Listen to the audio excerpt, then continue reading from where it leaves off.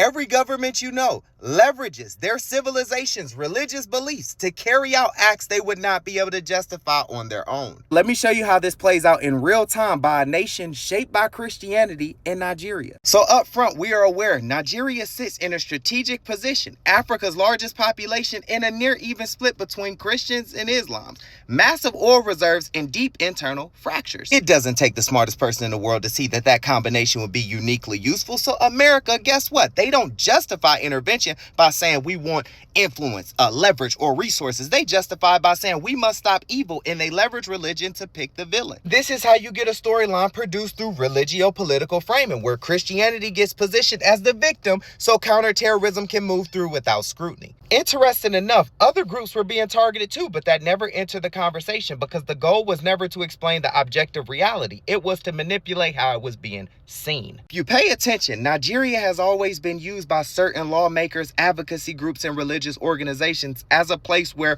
Christians are being persecuted. So when the airstrikes happen, Christianity is pushed to you as the reason, but trust me, it is not the cause. But let me give you perspective. The same system that hands you religion for spirituality is the same one that defines God to excuse its own behavior. I've told you before, religion and politics function like a division of labor. When those two align, religion becomes the legitimizing language for actions that would otherwise be unacceptable. And to break it down a little bit more simple, this is why Christianity's authority was borrowed to do three things. They wanted to translate a complex security action into a moral narrative. Therefore, it resonates with a larger domestic audience. Frame the militants as morally irredeemable, not strategically dangerous. Terrorism is already condemned.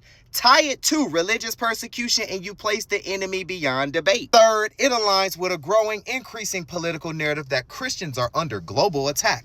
Funny enough, the president chose the same day as the airstrikes to sell a picture of Jesus. Policy on one hand, symbolism on the other. That's the point. Nigeria is the battlefield, Christianity is the storyline, and power is the author. Bottom line, power values religion because it can market devotion into consent, where you will have a collective of believers praying for outcomes that otherwise they would have morally condemned, all in the name of God, the government official department.